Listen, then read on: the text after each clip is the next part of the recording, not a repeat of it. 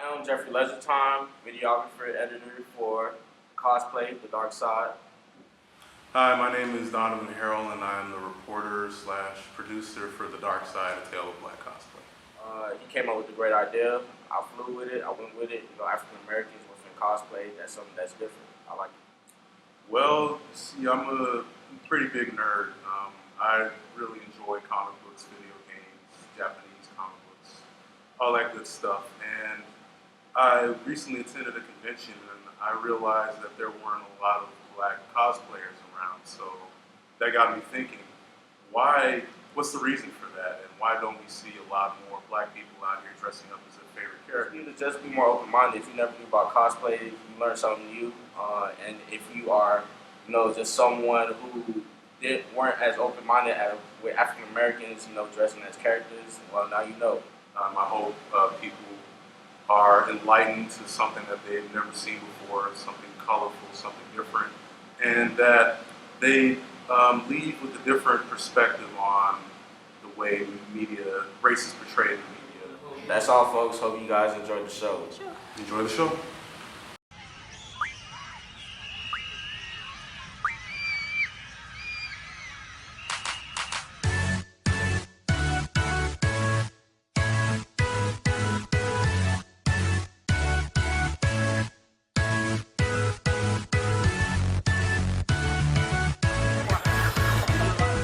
Like when I cosplay, it's almost like I'm another person.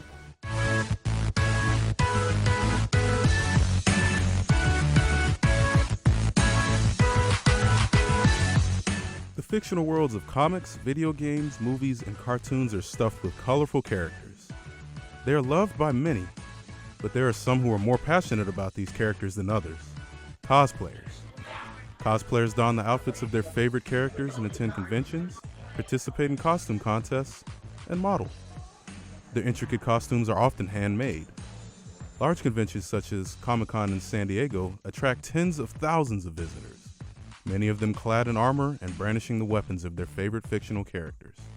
All the kind of flawed things that you don't like about yourself kind of become fixed little by little through cosplay, and I think it's a good thing for personal growth. It feels great. It gives me a boost of confidence, something that brings out the joy and whatever character you like. It feels so good to cosplay something that you're into. The characters in these fantasy worlds come in all shapes, sizes, and colors. However, these worlds are dominated by white characters. A lack of racial diversity can make things difficult for African American fans.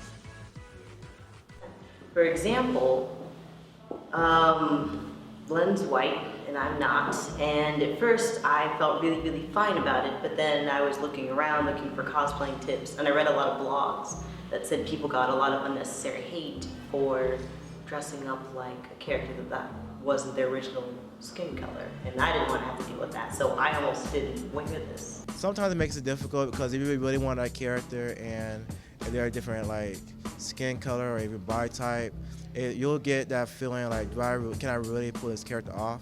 Sometimes you may even feel discouraged, but you have to realize, well, I'm going to put my all into it, so I'm going to go ahead and do what I can to make the cosplay. There's not really any characters that shows the colored side of characters, so you have to pick a character that you would normally see and actually just do it. Like, you might get criticism, you might not. I normally look up and see if anybody of color has actually done the costume that I'm doing. If not, it really weighs a toll, like, should I do it, should I not do it? And then it just comes down to the fact that, oh, I'm gonna do it. But I gotta understand because they don't have that many dark-skinned characters, which is, it is what it is. But it shouldn't matter. I don't think it should. One of my former friends, he's a self-dubbed cosplay purist, which really might be a nice way of saying cosplay racist, just a little bit. Because he's like, I want to cosplay as Ichigo, but I'm the wrong skin color. And I'm like, that doesn't mean anything. Because if you want to cosplay as Ichigo, cosplay as Ichigo. I won't look like we're orange hair. And I'm like, you know what? You'd be surprised. It's like you would be surprised. Because it's not a lot of them. I mean, you can, the generic, like Yoruichi, Storm.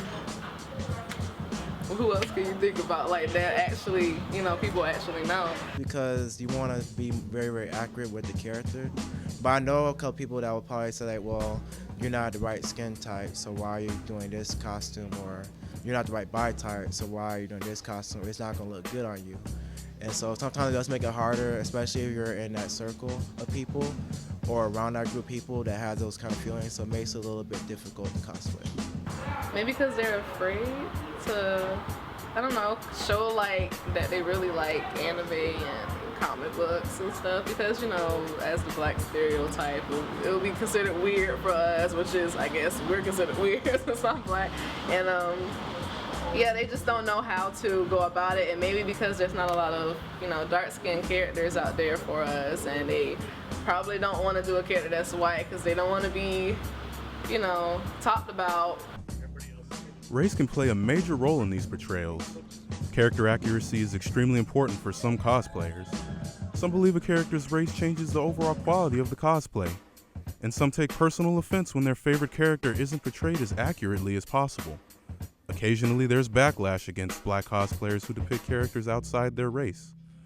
Racial criticism affects each cosplayer differently. The craziest one is actually from Yoruichi, and it was like, "You're too dark to be Yoruichi," and I'm like, "But she's black." Like, I don't understand. So I think that was probably the most weirdest. I was fumbling through YouTube. There was a guy who he also had Sharingan contacts, which I thought was kind of cool. And, he was a black guy. And down in the comments, there was a user who was like, "You can't be an Uchiha, you're black." And I'm like, well, that's not a fair statement. If you want to play that route, the Uchihas are Asian. It kind of hurts my feelings a little bit when a lot of black people feel like they can't cosplay a certain character because of their skin color. Like, I'm like, why are you hindering yourself? Like, it's bad enough that, like, a lot of times, there's already enough racism in the world, as it is. There's already enough people that are like, hey, you're black, you can't do it. Why would you do it to yourself? John Henry, High John the Conqueror, Big Mama, and others. Tales of these black folklore heroes have been passed down from generation to generation in African American families.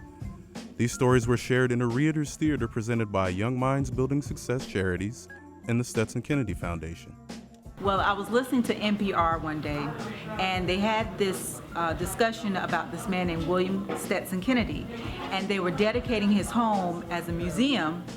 He had a wonderful story, and again, he became the director of ethnic studies over the Florida Project, because in the 1930s, the federal government saw that the ex-slaves were dying off, and they wanted to record their histories and get that first-hand view of slavery from their point of view.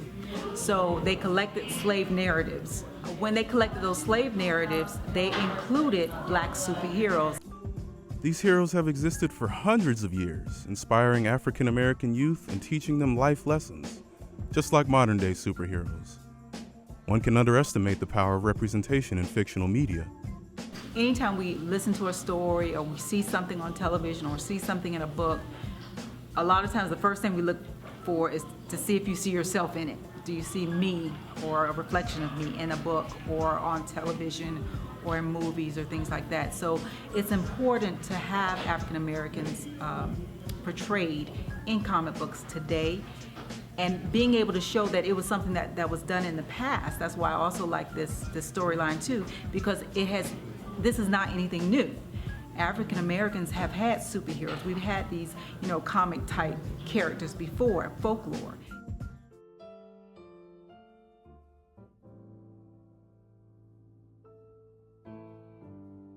September 12, 2014, Darian Hunt was cosplaying as Mugen, a character from the anime series Samurai Champloo, outside a strip mall in Saratoga Springs, Utah. He was carrying a fake sword. Police were then called to the scene. After they arrived, what happened next is disputed. A conflict erupted when the officers met Hunt, and Hunt was shot and killed. Footage released from a nearby store showed Hunt running from 2 officers. A private autopsy by the family later found that Hunt had been shot 6 times, including once in the back. The Black community and the cosplay community were shaken by the story. I don't know why they would even shoot the dude, because he was just cosplaying, and now me and my friends are saying like, well, that could have been one of us doing that. Will they see me as a threat because I'm carrying props for a convention? Or how, like, the story itself was just really, really hurtful, because now we have to watch our own backs because we're doing something for the fun of it.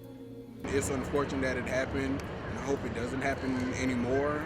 But, you know, you can never really tell. It's mostly to deal with race and things, because they didn't really try, and like, you know, it's ridiculous. And I feel like, you know, all this with Trayvon Martin and all this, everything else going on, police is getting out of hand, well, white police is getting out of hand, and I feel like it's getting worse. They could have at least asked him, hey, why are you carrying a sword, instead of just flat out just pretty much stalking this guy and just murdering this poor kid. I mean, he probably has a family like waiting for him, like, you know, that I'm over here about to cry. Like, that's really, really, that freaking hurts my heart. Like, it really, really hurts, because like, one is an instance of racial profiling, which I normally don't pull the race card, but I'm pretty sure that if it was a white person cosplaying as Sasuke who also carries a sword, probably wouldn't have got shot. And then it's also a blow to the cosplay community that pretty much says that, hey, if you express your love for your character, prepare to be shot. You might get shot by the cops if you cosplay, which, you know, that's not exactly fair.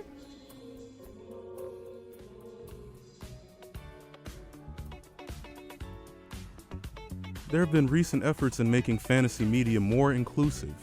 Examples include an Afro-Latino alternate universe version of Spider-Man named Miles Morales, who's been swinging around New York.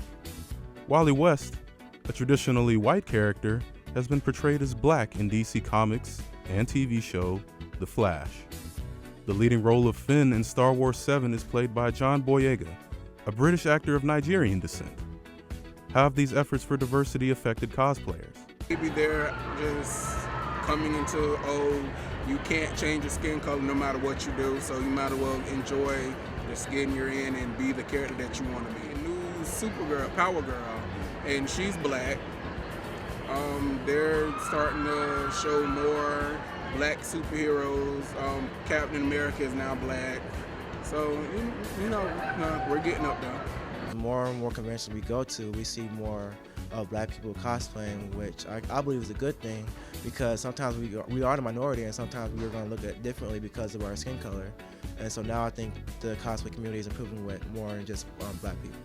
Yes, especially what's going on right now in the media, I think black people are getting more confidence in themselves and boosting up others. As like the black community comes together, I'm seeing it come together slowly but surely. We can like fight this problem. So we're getting there. We're getting there. You know, I feel like it's not the color of your cosplay, but the quality of your cosplay that makes your cosplay good or bad. You know, or at least like to tell that you put some effort into it. And if you're happy with it, then it shouldn't matter. Like, if you step in the mirror before you go to the con and you're like, I look awesome, then it doesn't matter if someone goes, oh, your cosplay sucks. Like, you didn't make it.